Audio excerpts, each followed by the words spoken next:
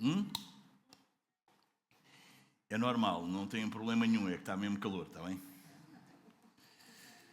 Muito bem, vamos ao Salmo número 3, não é?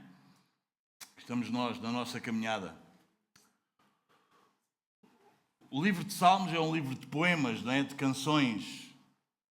E alguém dizia que há um salmo sempre adequado a cada estado de alma em que nós nos encontramos. Sempre vamos encontrar um salmo que se vai identificar com a condição que nós estamos naquele momento. Calvino dizia que não há emoção cristã que não esteja descrita num dos salmos. Sempre nós vamos encontrar um salmo que nós nos vamos identificar, que talvez nós podíamos dizer que aquelas palavras eram as nossas, que aquela vida é a nossa, que aquele sentimento que o salmista está a sentir, aquela emoção que ele está a sentir, é o que nós estamos a passar naquele momento. Maravilha, não é? Amém? Muito bem.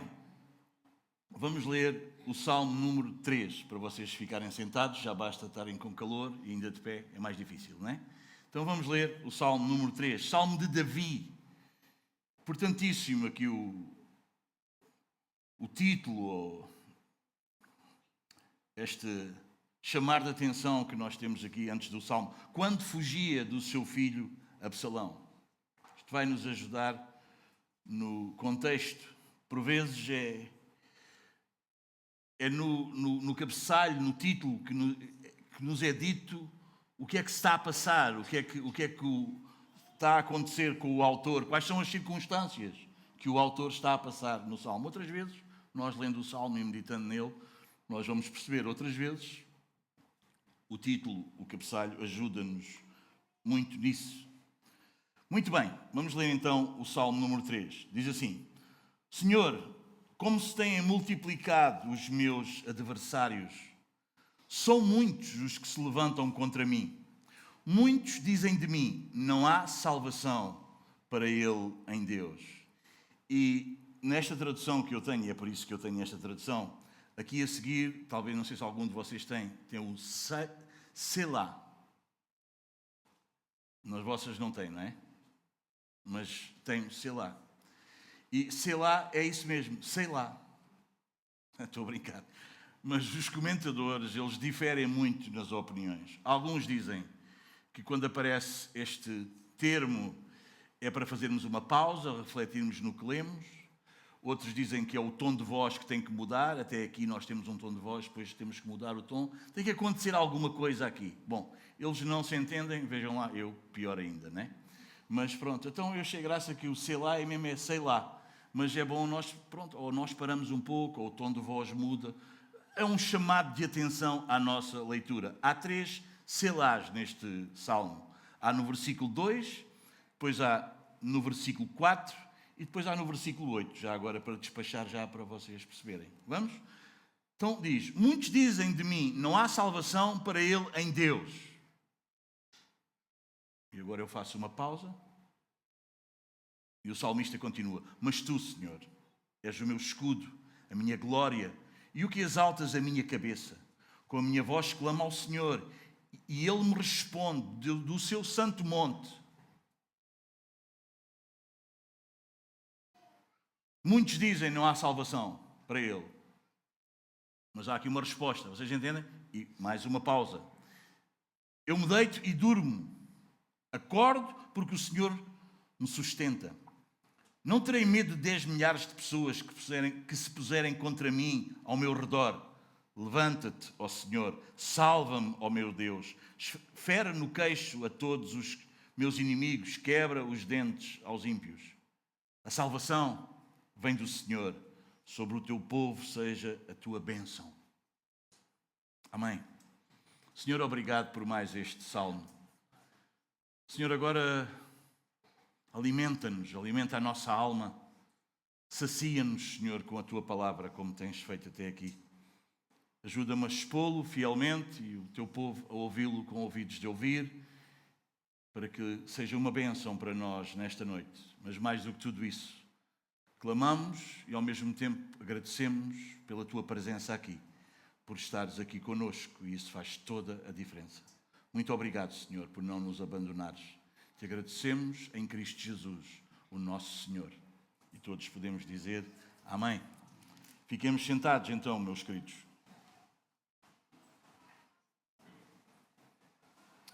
Quando nós lemos o Salmo 3, nós podemos facilmente perceber uma coisa que eu acho que é muito importante, que é o quê? Deus escolhe pessoas. Deus escolhe pessoas. Deus escolheu Davi. Deus escolheu Davi. Nós percebemos isto neste Salmo. Domingos, porquê é que estás a dizer isso? Porque com o que Davi fez na vida, oh, meus amados, Deus escolhe pessoas. Quando nós lemos aqui e já vamos mais devagar, e já vamos explicar o contexto, mas quando nós lemos, são muitos os que se levantam contra mim, muitos dizem de mim, não há salvação para ele em Deus. Pois, meus amados, é normal que dissessem isso de Davi. Já viram o que é que ele fez? Ele adulterou, ele assassinou, ele escondeu o pecado. É normal que muita gente à volta de Davi, daquele, que rei é este? Quem é este rei que nós temos? Então o que é que ele fez? Os irmãos entendem? É normal que muita gente se levantasse contra Davi. Muitos, não poucos. A família, e nós já vamos ver o contexto, mas havia uma crise na própria família de Davi. Nós já vamos vê-lo. Aqui nós podemos fazer a pergunta: Deus abandona quem peca?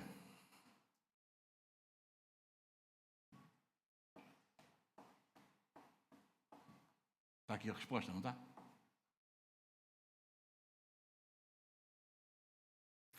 Davi sabia muito bem onde é que a sua alma estava ancorada. Davi sabia qual era o seu escudo, onde ele se podia esconder contra os dardos inflamados do maligno, de Satanás, acusando na sua consciência e também de todas as pessoas à sua volta. Muita gente, talvez alguns estavam com ele, mas muita gente estaria contra ele. E era normal, perfeitamente normal. Mas Davi sabia muito bem onde é que a sua alma estava ancorada, onde é que ele estava. Lembram-se da conversa no Éden para Adão? Onde é que tu estás? E Davi sabia muito bem onde é que estava a sua identidade. A sua identidade estava onde, meus amados? Digam-me lá, estava onde? Estava em Deus. Se a identidade de Davi estivesse no casamento, ele estava arruinado. Se a identidade de Davi estivesse no facto de ele ser um pai, um bom pai, um pai exemplar, um pai... ele estava arruinado. Se a identidade de Davi estivesse no facto de ele ser um grande rei, um rei perfeito, um rei que reinava sem nenhum erro, ele estava arruinado. Mas a verdade, irmãos, é que a identidade de Davi estava em Deus. E é por isso que mesmo quando todos os homens e toda a humanidade se levantava e as forças do inferno, os dados inflamados do maligno se levantavam contra Davi, ele voltava-se para Deus. Isto não é uma justificativa para pecarmos. Isto é uma confiança para quando nós podemos cair, sabermos que em Deus nós temos restauração.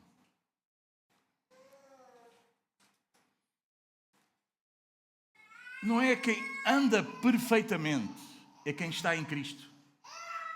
Quem está em Cristo, nova criatura é. As coisas velhas já passaram, eis que tudo se fez novo. A questão é aonde é que estamos. A pergunta é sempre a mesma: aonde estás? Aonde é que tu estás? Aonde estás? Bom, este é um salmo que talvez nós não lemos tanto, porque é um salmo de lamento, não é? E nós não gostamos de lamento, não é? Quando nós vamos pôr alguém a ler um salmo, talvez raramente alguém vai ler o salmo número 3. não é?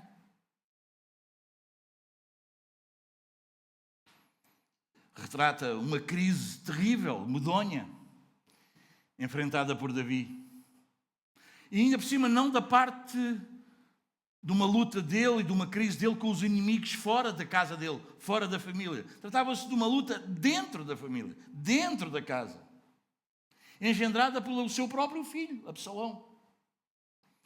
Desde que Davi adulterou com Batseba, mandando assassinar ainda por cima o marido dela, Urias, casando-se com a viúva, a disciplina de Deus trouxe dias de tormento para o rei Davi, de modo que a espada nunca se apartou da sua própria casa.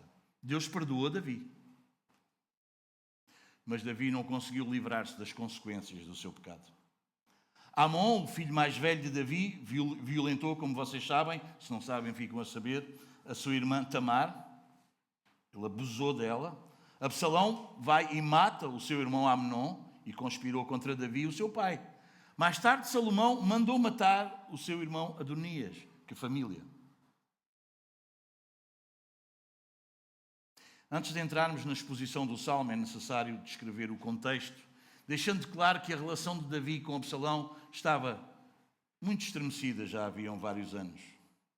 Entre o estupro de Tamar e a morte de Amnon decorreram 2 anos, e Davi, mesmo sabendo dos perigos que Amnon enfrentaria na festa promovida por seu irmão Absalão, enviou-o para lá.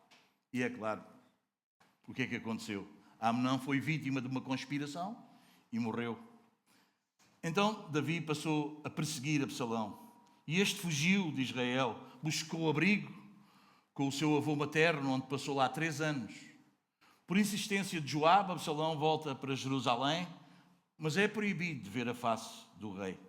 Depois de 2 anos, Absalão ganha coragem e manda um recado ao pai, que preferia a morte a ficar sem vê-lo. Davi gostava muito deste filho. Talvez este era um filho predileto, preferido de Davi, ao ponto de Davi chorar e dizer: Absalão, Absalão. Absalão mandou um recado ao pai e Davi acaba por o receber no palácio, dá-lhe um beijo na face, mas não lhe consegue dirigir uma única palavra. Absalão então sai do palácio e durante 4 anos monta um esquema de conspiração contra o próprio pai. Nós podemos ver isto no 2º livro de Samuel, depois vocês podem ler. Absalão consegue aliciar uma multidão, e não era difícil, com os pecados na vida do pai, não era difícil trabalhar o povo para que o povo se voltasse contra o rei. E ele, com mentiras, esquemas, falsas promessas, ele vai conquistando o coração do povo. Absalão era um homem bonito, composto, sem defeito, belo, com uma boa conversa, sabia conversar, ele sabia levar as pessoas. Segundo Samuel, capítulo 15, versículo 1 a 6, vocês podem ver isso. Ele monta um exército rebelde que marcha com um forte aparato militar contra Jerusalém para matar o pai e tomar-lhe o trono, promovendo assim uma insurreição, uma conspiração, uma revolta armada. Quando Davi se apercebe da situação, ele precisou de sair muito rapidamente.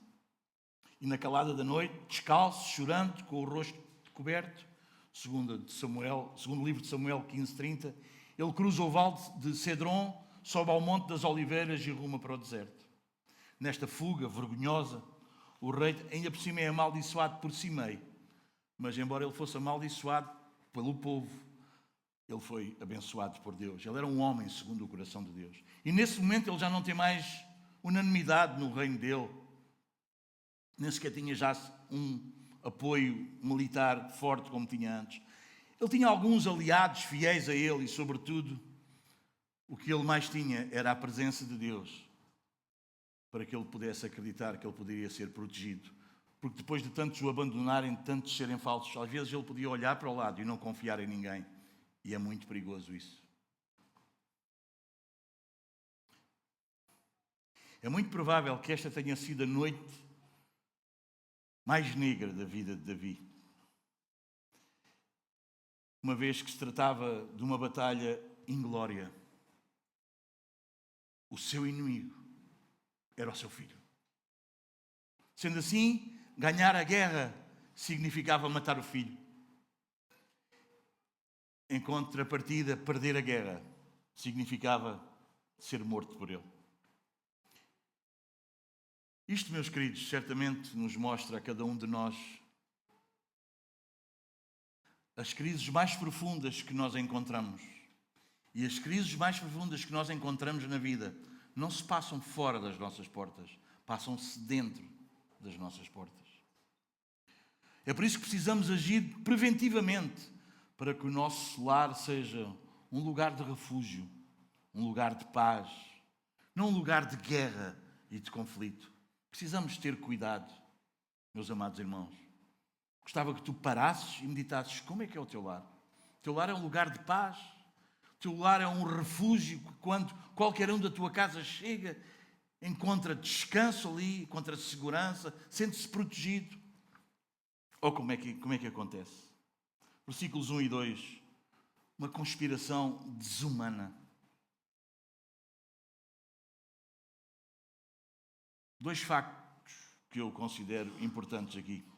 Versículo 1. Uma oposição numerosa.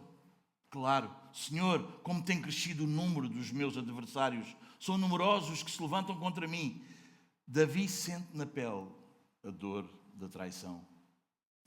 E não só o seu filho Absalão se opõe a ele, mas o próprio povo o abandona e começa a unir-se ao seu filho rebelde.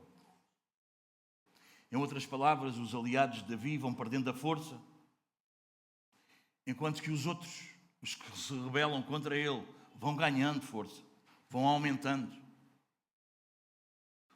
É como se o rei se fosse desidratando política e militarmente.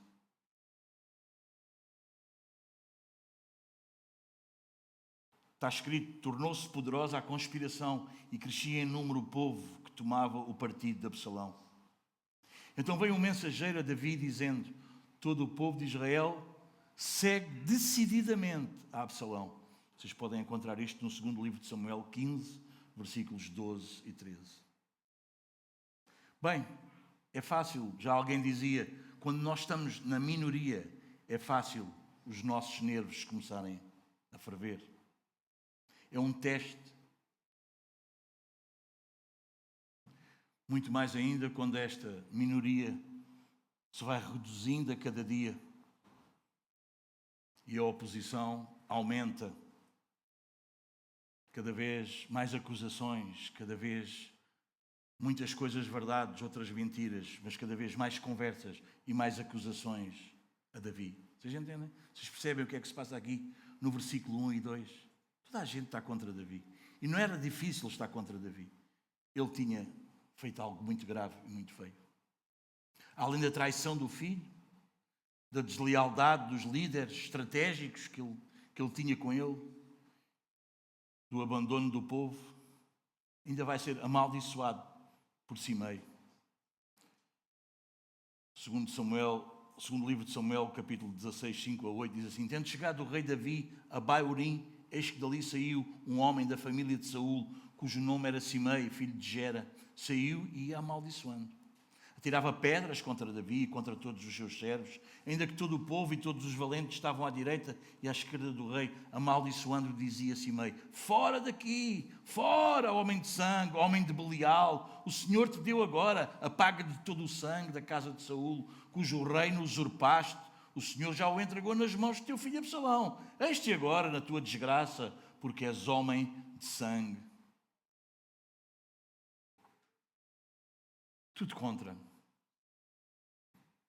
Vocês sabem quando as dificuldades começam a aparecer? Elas são daquele tipo, são tipo um cacho. Elas vêm umas coladas às outras. Agora acontece esta, depois acontece a outra, depois acontece a outra e depois acontece a outra. Charles Spurgeon, eu vou citá-lo muito esta noite, tem razão ao dizer que as dificuldades sempre vêm em pencas. Pencas quer dizer isso, estão ligadas umas às outras. E que os problemas têm uma família numerosa.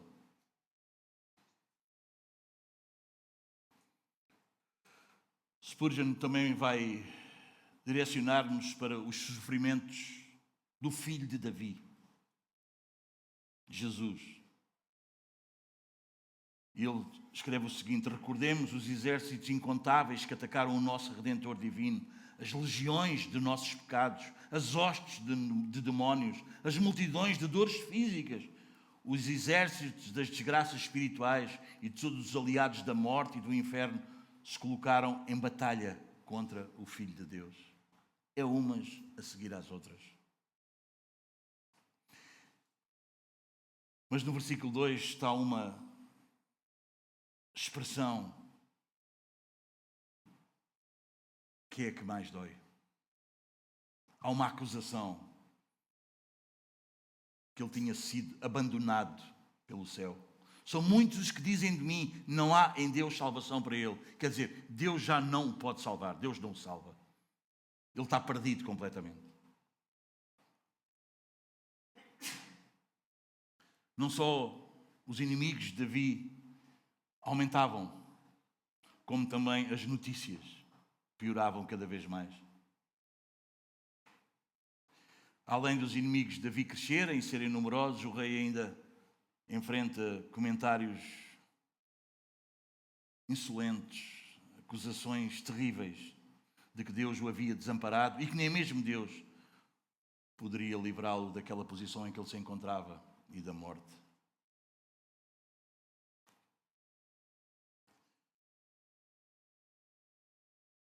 Havia aqui uma rebelião religiosa, irmãos.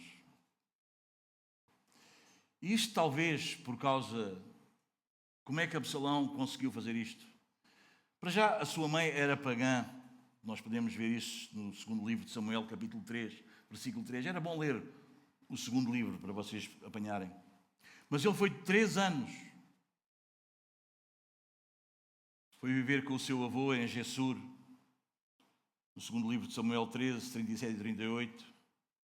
E tudo isto, este tempo, esta mãe, podem ter dado a ele um desejo de substituir a adoração do Deus verdadeiro por um dos deuses dos cananeus lá daquela terra. Ora, não há poço mais profundo do que este. Ser abandonado por Deus é a crise mais medonha e derrota mais amarga. É o sofrimento mais atroz que um homem pode sofrer. Citando novamente Charles Spurgeon, ele chega a dizer que se todas as provações que vêm do céu e todas as tentações que sobem do inferno e todas as cruzes que surgem da terra pudessem ser misturadas e comprimidas, não constituiriam prova tão terrível quanto a que está contida neste versículo. A pior coisa que nos pode acontecer, a mais amarga de todas as nossas tribulações, é sermos levados a ter medo que Deus já não nos quer ajudar, que Deus já não é uma ajuda para nós. Ser abandonado por Deus é pior do que qualquer desprezo, seja de quem for. E Davi estava a passar por isso.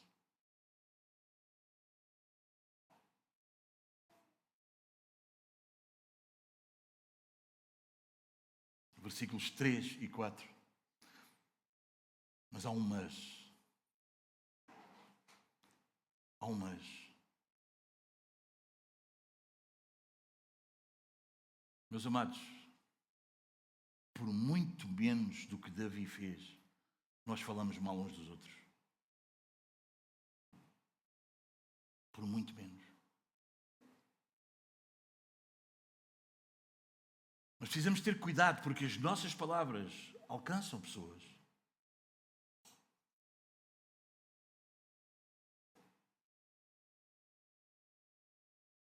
Vocês conseguem imaginar como é que Davi podia se encontrar?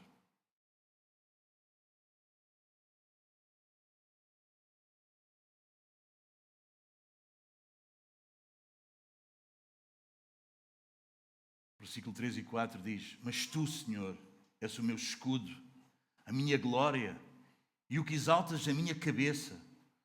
Com a minha voz clamo ao Senhor e Ele me responde do seu santo monte. Nós percebemos aqui que Davi é um homem que não é governado pelos sentimentos nem pelas emoções, muito menos pelas circunstâncias. Ele é um homem de fé. O versículo começa com um mas, com um porém. Os pés dele é verdade que estão num vale, mas o seu coração está num lugar plano, está numa planície. Os seus adversários são muitos, insolentes, eles não querem saber dele. Mas Deus é o seu socorro. As vozes da terra gritam bem alto, berram com o intuito de gritarem aos seus ouvidos para o assustar. Mas a fé firme, a sua âncora, estava em Deus para que ele pudesse ser fortalecido.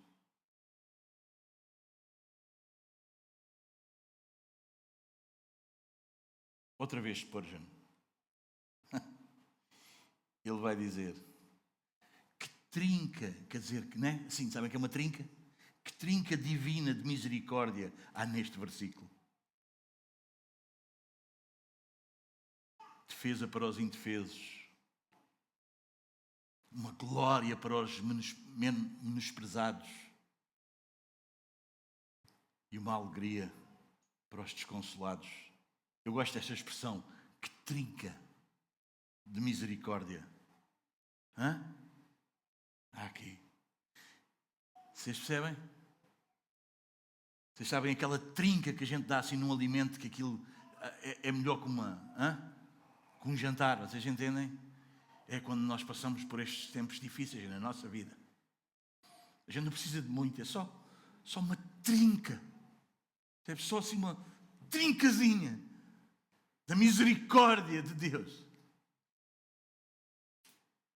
Quando nós estamos indefesos, quando somos desprezados, quando estamos a precisar de alegria.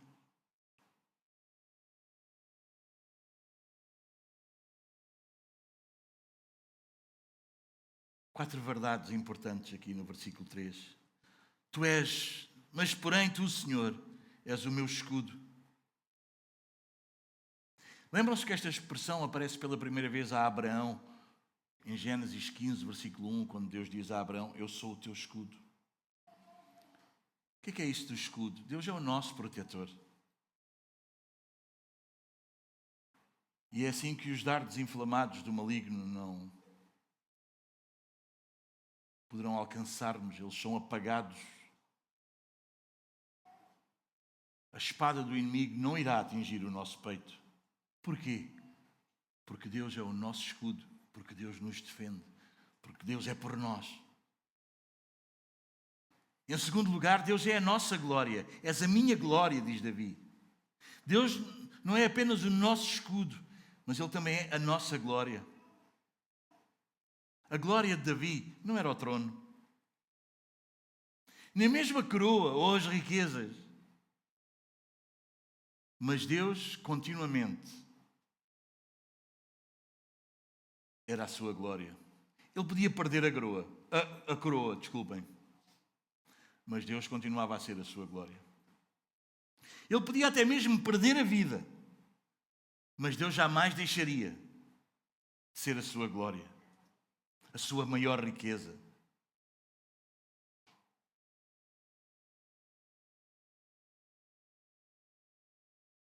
Novamente Spurgeon vai dizer: que grande graça é vermos a nossa glória futura entre a vergonha do presente. Ele se gloria nas próprias tribulações. É isso. Deus é a minha glória. Podemos perder tudo. Acho que foi no domingo, como eu vos dizia. Nós podemos perder tudo, só não podemos perder a Deus.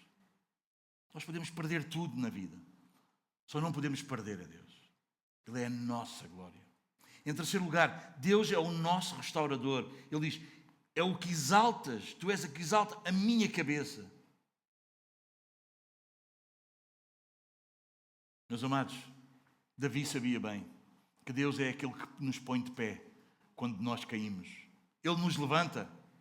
Quando nós levamos aquele selo que, vocês sabem, quando há um combate de boxe que o outro cai ali no ringue, até contam até 10 e se ele não se levantar, perdeu. Quando já contaram até 10 e nós não levantamos, Deus levanta-nos.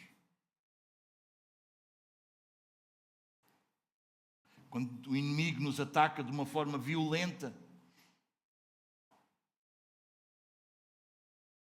é Deus quem nos dá o livramento e nos faz levantar os braços em vitória. Desculpem-me, mais uma vez, Spurgeon.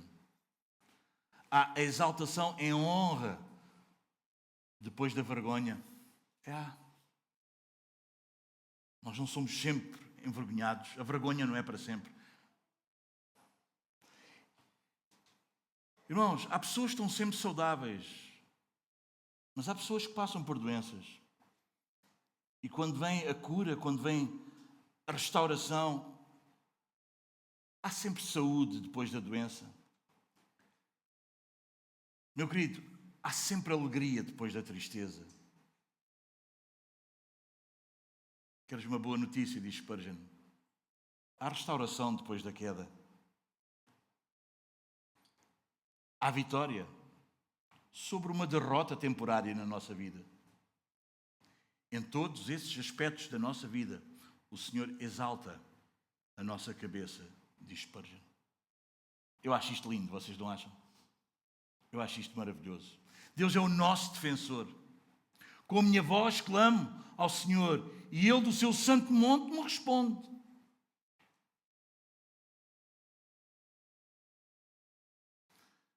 Quantas vezes tu consegues lembrar orações que tu fizeste e que o Senhor respondeu? Sabes, respostas a orações do passado ajudam-te a afirmar na fé hoje.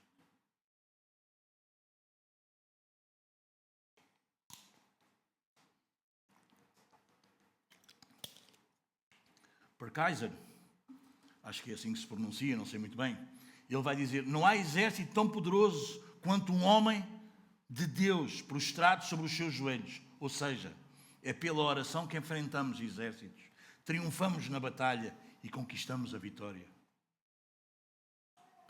Em outras palavras, ouviste com ouvidos de ouvir, a oração é a arma mais poderosa do mundo. Quando tu cais de joelhos diante do Senhor que fez os céus e a terra, é tremendo. Não há nada mais poderoso do que isso. É na oração que nós unimos a nossa fraqueza divina, a nossa fraqueza humana, à omnipotência divina.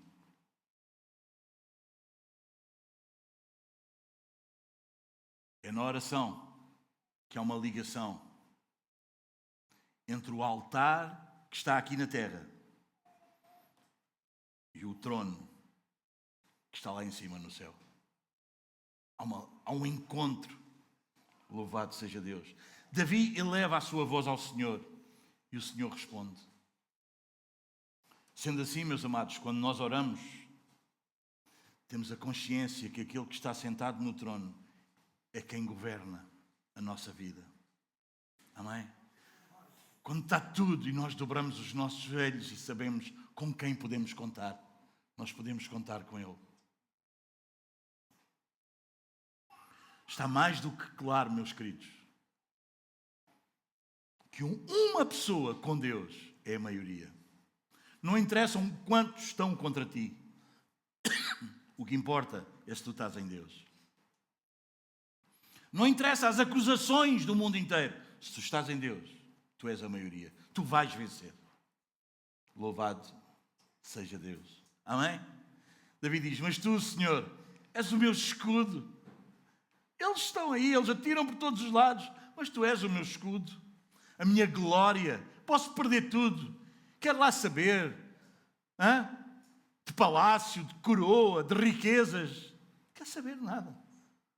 Tu és a minha glória. Não estou agarrado a nada disso. Com a minha voz clamo ao Senhor e Ele me responde do seu santo monte. Está tudo seguro. Não se perdeu nada. Jó dizia: ainda que eu morra, confio nele. Amém? Uma confiança inabalável, versículos 5 e 6. Irmão, claro, eu me deito e durmo, acordo, porque o Senhor me sustenta. Irmão, se tu sabes quem és, tu dormes. Não terei medo de 10 milhares de pessoas que se puserem contra mim ao meu redor. Quando Davi está a dizer isto, ele não está no palácio, irmãos. Ele estava a fugir. Ele estava numa tenda improvisada no meio do deserto, cercado de inimigos, com a maioria do seu povo contra ele. Ainda assim, olha o que ele diz. Ele diz que consegue se deitar e dormir em paz. Cuidado com uma falsa paz. Não é dessa paz que estamos a falar.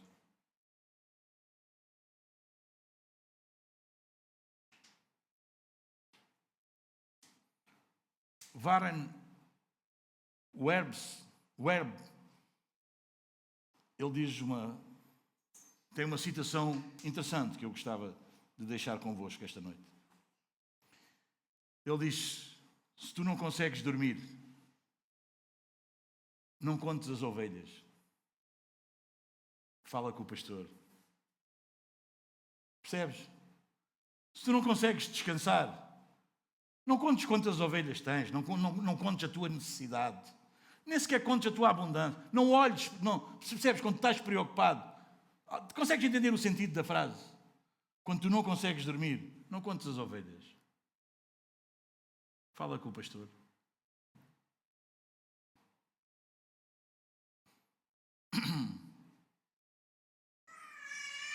Três pontos importantes aqui nestes versículos. Deito-me e pego no sono.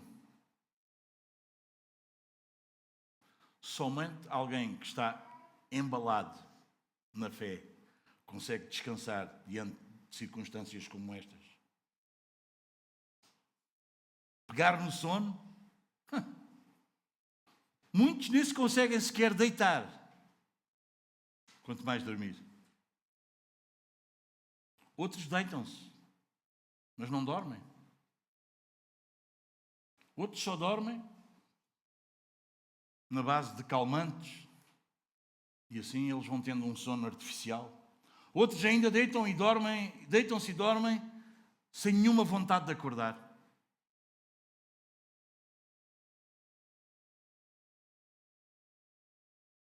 E como nós sabemos, infelizmente, há muitos que se deitam e já não acordam. Davi dizia: eu deito-me, durmo e acordo. Numa cama improvisada, numa tenda improvisada, talvez o teto da tenda era as estrelas. Sabem porque é que Davi conseguia dormir? Porque Deus era o travesseiro dele. Ele descansava em Deus. Lembram-se de Jacó? O travesseiro era uma pedra. Não interessa se o travesseiro... só durmo com esta almofada. Só dormes com esta almofada.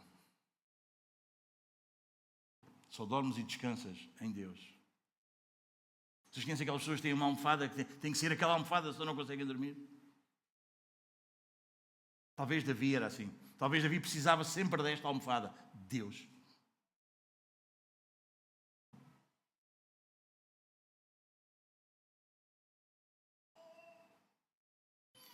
Tudo à sua volta estava em crise. Estava ou não estava? Mas o coração dele estava em paz.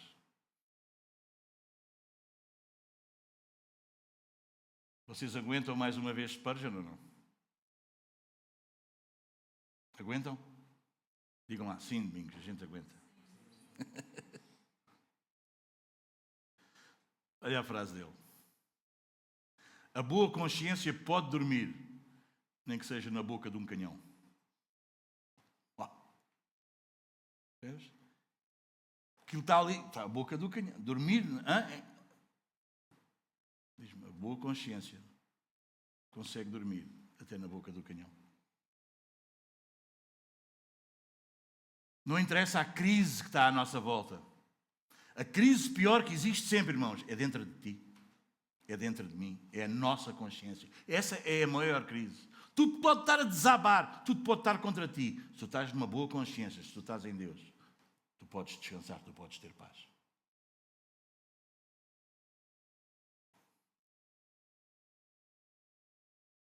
Dormir já não é fácil. Agora, querer acordar. Quantos nós não conhecemos, já se passou na nossa vida, que nós não queríamos acordar. Não é que não quiséssemos acordar, quiséssemos morrer, queríamos descansar, porque amanhã a gente vai abrir os olhos e vai ser mais um dia e mais... Alguém sabe o que é que eu estou a falar? Davi tinha confiança para acordar. Acorde porque o Senhor me sustenta. Davi dorme, ele consegue pegar no sono e acorda. Porque para Davi um novo dia traz novas perspectivas, traz novas esperanças. Salmo 35 diz: o choro pode durar uma noite. A alegria vem pela... Mais um dia vem aí, meu. Mais um dia. Tu abriste os olhos, tu acordaste, tu respiras, tu tens vida. Graça de Deus, favor de Deus, misericórdia de Deus. Sabes porquê? Sabes porquê que Davi tinha confiança para acordar no outro dia? Porque não era o sono que fazia descansar Davi, era o Senhor. Quantos dormem e acordam acordados? E quantos dormem menos e estão fortalecidos?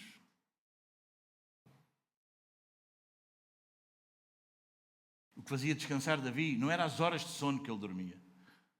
O que fazia descansar, e não estou a dizer que não temos que dormir, não é isso que eu estou a dizer, vocês entendem. Mas sabem uma coisa? Quando ele acordava, ele sabia que era o Senhor, que ainda tenho vida, ainda não vieram aqui acabar comigo, a esta barraca, a esta tenda, ainda não me encontraram, vocês entendem? Pois claro.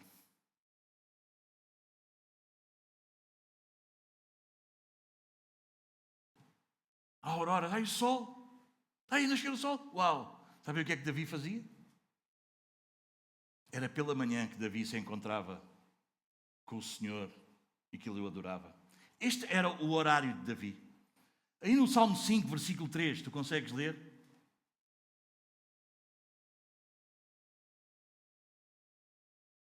Estás aí no Salmo 5, 3? Pela manhã, ó Senhor, ouve a minha voz. Pela manhã apresento a ti a minha oração e aguardo com esperança. Salmo 57. Bora lá, Salmos. Vocês querem ir a Salmos? Salmo 57. Versículos 7 e 8.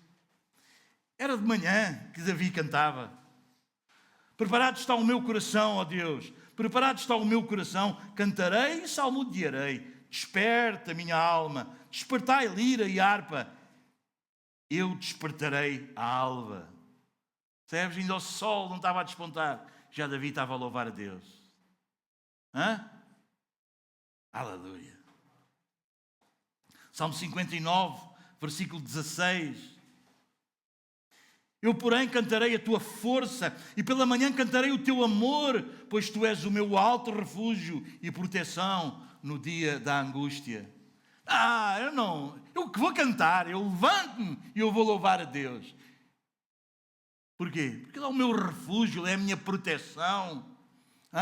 Não quer dizer que não passamos por angústia, não quer dizer que não passamos por tempos difíceis, muitas vezes por causa do nosso pecado, como Davi. Aliás, do que é que o homem se queixa, a não ser dos seus próprios pecados? Aleluia. Mas Davi começava. Salmo 90. Isto é belo. Salmo 90. Leia o Salmo 90. Versículo 14.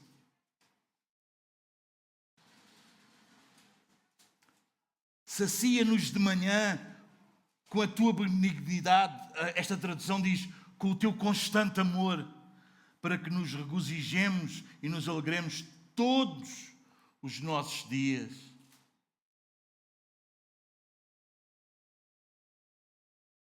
Era de manhã que ele se ia satisfazer com a graça, com a misericórdia de Deus.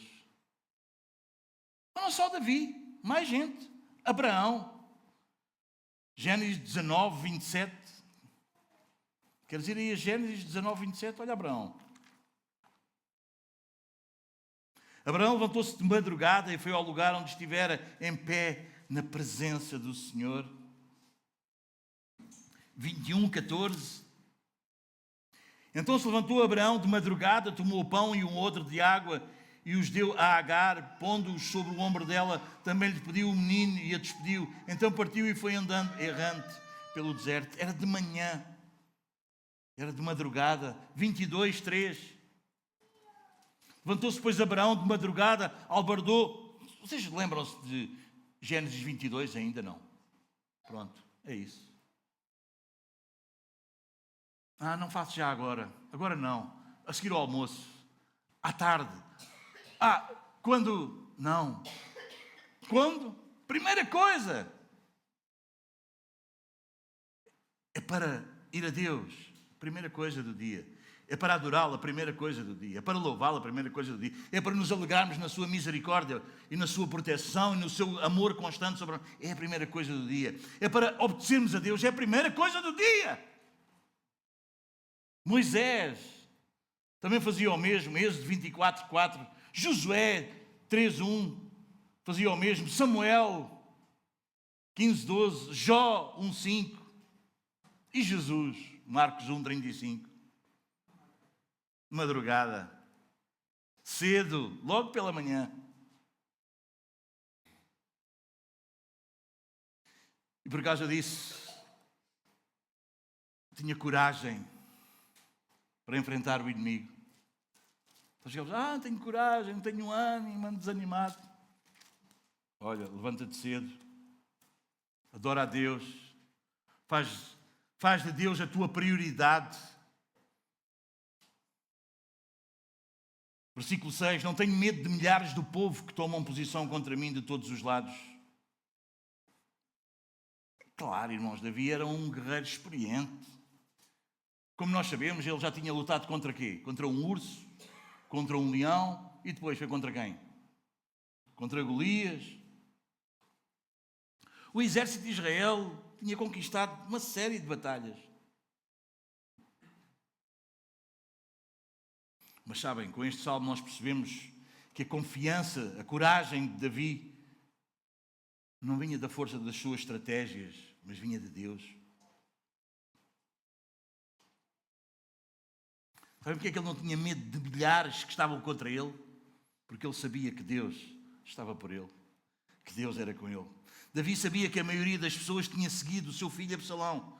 Nós vimos isso no segundo livro de Samuel, 15, 13, 17, 11, 18, 7. Mas sabem uma coisa? Havia outra coisa que Davi também sabia. É que Deus é o melhor remédio para o medo.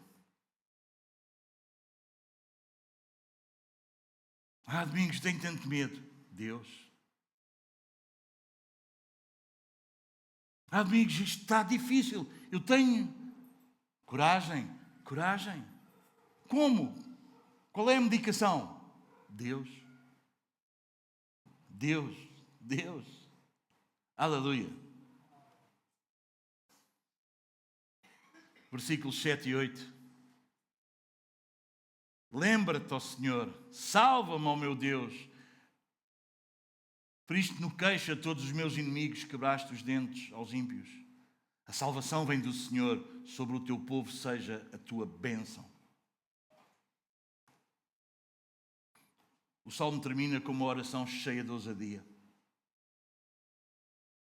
com uma declaração solene e uma súplica incrivelmente generosa. Em primeiro lugar, vamos ver a súplica. Levanta-te, Senhor.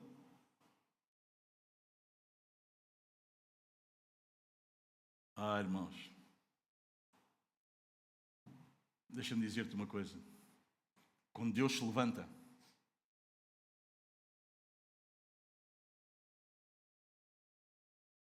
os inimigos caem por terra. Os planos deles são frustrados. E sabes uma coisa? Ouviste com ouvidos de ouvir. a derrota deles é certa. Não é uma suposição, é uma afirmação. Não, talvez seja. É.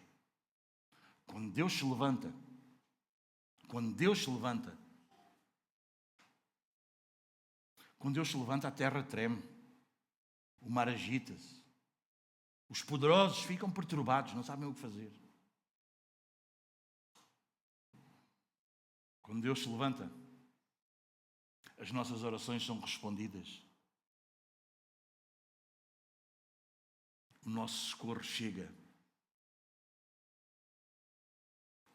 Em segundo lugar, uma súplica por salvação. Salva-me, Deus meu, pois feres nos queixos a todos os meus inimigos e aos ímpios quebras os dentes. Interessante a imagem.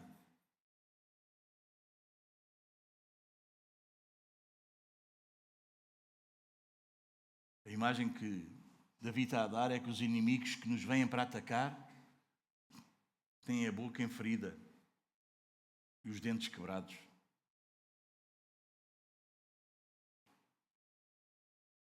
Ou seja, eles perdem a força. São como se fossem uns leões desdentados. Lembras-te de alguém na cova dos leões? Cheios de fome. Quem é que estava lá na cova dos leões? Quem?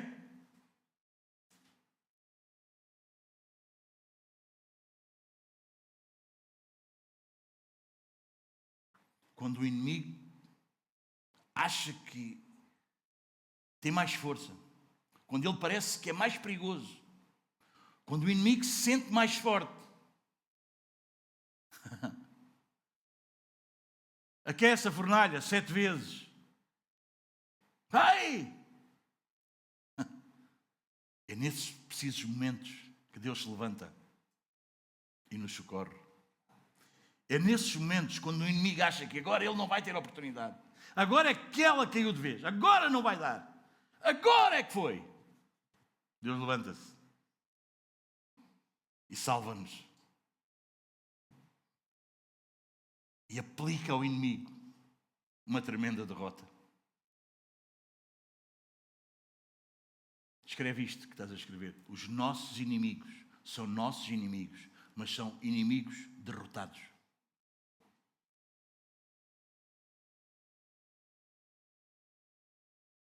É isso mesmo. É isso mesmo. É isso mesmo. É isso mesmo. É isso mesmo, Santiago.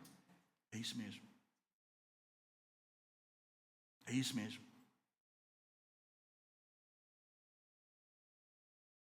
Sabe o que aconteceu com Davi? Voltou a Jerusalém, tomou o trono, e assim a história da nossa redenção continuou. Não te esqueças que mais tarde, depois de Davi, veio o filho de Davi, o nosso Salvador, o nosso Redentor. Nasceu em Belém, na casa do pão, para ser o nosso Redentor. Tu achas que Deus perde o fio à meada? Tu achas que Deus não sabe o que faz? Deus escolhe pessoas. Deus escolhe pessoas. É por isso que o salmista no versículo 8 diz o quê? Do Senhor é a salvação. Aqui está a doutrina mais solene, tanto do Antigo como do Novo Testamento. A salvação pertence ao Senhor. Jonas 2, 9.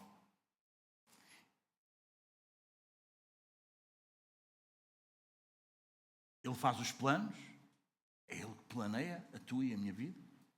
Ele executa e Ele consuma.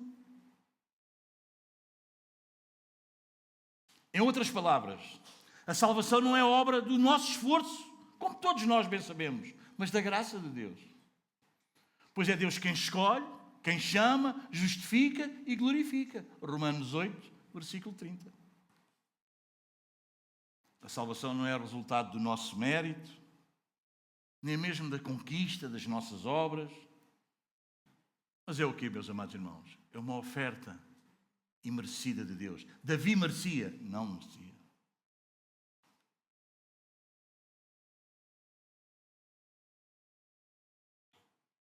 Dani, Spurgeon, aguentas?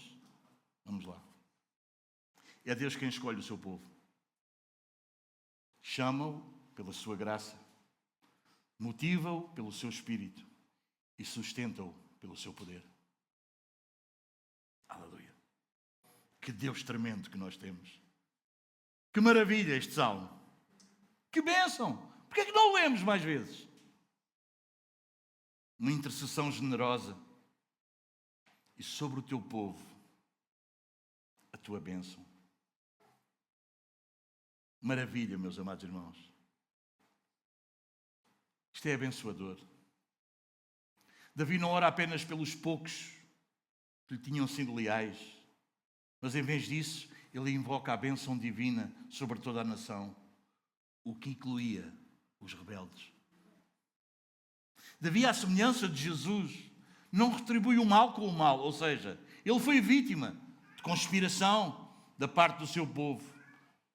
Mas ao interceder, ele roga por todo o povo.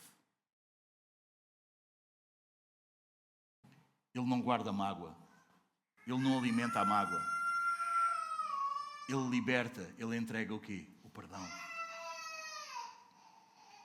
A oração de Davi não é imprecatória, quer dizer, ele não deseja mal aos inimigos, pedindo a destruição dos que se haviam rebelado contra ele. Ele nem tão pouco, ele quer reassumir o trono para agora estou cá outra vez no trono, agora vocês vão ver como é. Não é isso que Davi faz. Ele ora por eles.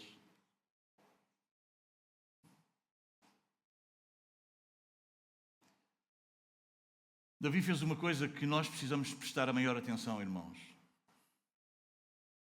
Os nossos problemas pessoais não devem turvar a nossa visão acerca do povo. Davi não deixou que um problema pessoal dele manchasse, turvasse a visão dele, obscurecesse a visão dele acerca do povo de Deus, a nação de Israel. A postura de Davi lembra-nos a oração de Jesus na cruz, não lembra? O que é que Jesus disse? Perdoa-lhes, Senhor, porque eles não sabem o que fazem. E este coração dorme, este coração descansa, este coração acorda com esperança para um novo dia. Parece-nos Estevão, quando estava a ser apedrejado, Atos 7, 60. Não lhes imputes este pecado. Quer dizer, se eles tiverem que ser condenados por algum pecado, este não, deixa estar, está perdoado.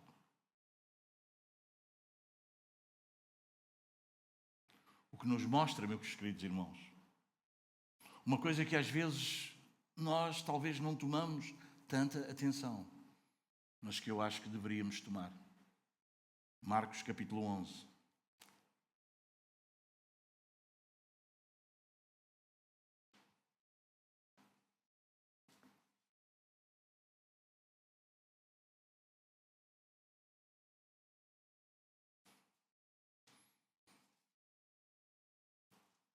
Todo este testemunho de Davi, do Senhor Jesus, de Estevão, deve nos fazer lembrar das palavras do Senhor Jesus. Em Marcos capítulo 11.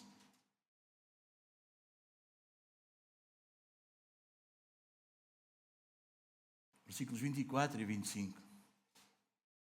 Diz-nos assim a palavra do Senhor. Por isso vos digo que tudo quanto pedirdes em oração, crendo que o recebestes, será vosso. Oh, fantástico. Quando estiveres orando, se tens alguma coisa contra alguém, perdoai, para que o vosso Pai que está nos céus vos perdoe as vossas ofensas. Não é possível orar e sentir mágoa ao mesmo tempo, irmãos.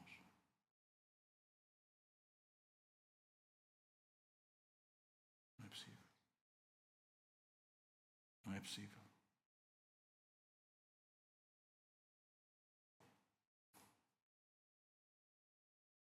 Deus restaurou Davi.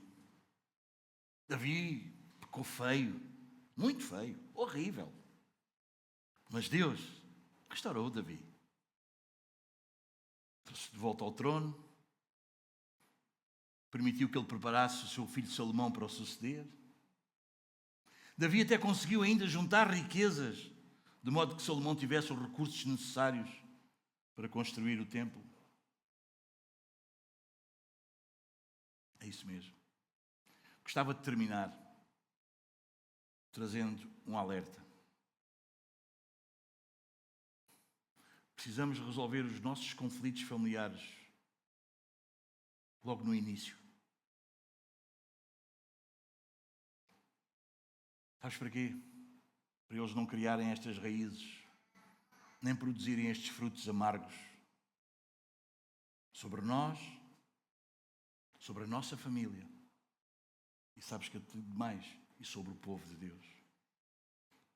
Que às vezes temos uma igreja magoada, uma igreja ferida, uma igreja maldicente, uma igreja que aponta os defeitos uns aos outros. Precisamos ter cuidado. Que o Senhor nos ajude. Que o Senhor seja connosco.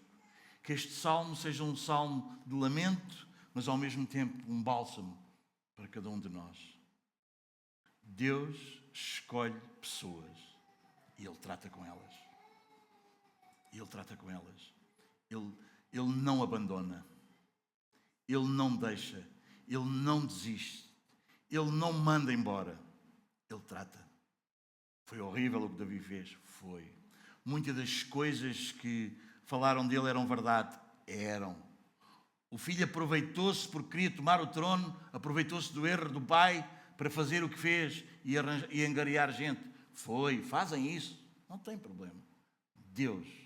Aquele homem era um homem segundo o coração de Deus. Aquele Davi era alguém que Deus tinha escolhido. E se Deus escolheu, e se Deus te escolheu, não importa quem é contra ti. Importa que Deus é por ti. Agora, importa onde tu estás. Onde é que está a tua identidade? No que tu consegues, nos teus feitos, no teu casamento, na tua capacidade de ser mãe ou pai, no teu desempenho. Essas coisas fossem a identidade de Davi. Davi tinha desmoronado. Porquê é que Davi não desmoronou? Porque a identidade de Davi, onde a sua alma estava ligada e ancorada, era em Deus. Isto tu és o meu escudo. Irmãos, Deus não pode ser só um nome na nossa vida. Meus amados, Deus não pode ser só um nome do nosso culto. Deus não pode ser só um nome que nós pronunciamos. Deus é o ser mais maravilhoso que existe em todo o lugar. Ele escolheu-te. Ele está ao teu lado. Crê nele. Confia nele. Descansa nele. Busca-o. Faz dele a prioridade máxima da tua vida. Aleluia. Amém? E isso vai deixar o teu coração bem mais leve. Bem mais amoroso. Bem mais querendo ver o bem dos outros. Crendo que Deus é capaz de fazer coisas incríveis. Absalão achava porque o pai tinha falhado que ele podia tomar o trono e aproveitar-se daquilo tudo. Mas Deus tinha escolhido Davi. E não há pior coisa do que lutarmos contra Deus. Por um tempo, até parece, a habilidade dele até funcionava. Estava toda a gente do lado de Absalão. Claro, Absalão, o que é isto? Ele recebia as pessoas, se vocês forem lá ler no segundo livro de Samuel, ele recebia as pessoas à porta da cidade. Ele dizia, qual é a causa, qual é o problema? Claro. Se fosse eu tratava disso. Se fosse eu resolvia o problema. Se fosse eu fazia assim. Ele fazia-se melhor do que porque o... Vocês entendem? Ele recebia-os. Toda a gente gostava de Absalão. Ele arranjou ali um esquema belo, ele sabia falar, ele era carinhoso, ele era atencioso, ele recebia as pessoas tão bem, ele conquistou o coração das pessoas. Mas sabem uma coisa? Não conquistou o coração de Deus. Estava em cima de uma rebelião, ele estava contra o Pai. Não pode, é impossível, não dá, não funciona. Não pode ser assim. Deus não é um nome que a gente usa numa oração. Deus não é um nome que nós pronunciamos. Não, irmãos. Deus é uma pessoa. A pessoa mais importante de todas. E Ele sabe tudo o que se passa. Sim. Teu pai falhou. Tua mãe falhou. Errou. Sim. Deus trata. Deus resolve. Os erros deles não servem para tu te pôres em bicos de pés e apontares. Não servem. Mas isto é com pais, e é com irmãos, e é com toda a gente. O erro do outro não serve para nós nos pormos em bico de pé. Não deve, não serve. Olha que houve um tempo na vida de Davi que parece que todos os outros tinham razão. Mas Davi diz, Senhor, não é que eu não fiz, não é que eu não errei, não é que eu não pequei, não é que foi grave. Não, tudo isso. Pequei contra ti somente, pequei. Restaura-me, Tu és o meu escudo. Tu és a minha glória. És tu quem levantas a minha cabeça. És tu. É verdade que há vergonha, é verdade que há vergonha, mas também há restauração. Mas também há alegria depois da vergonha. Aleluia. Porquê? Por causa de Deus. Consegues perceber isso? Amém. Que o Senhor ricamente nos abençoe com a sua bendita e maravilhosa palavra.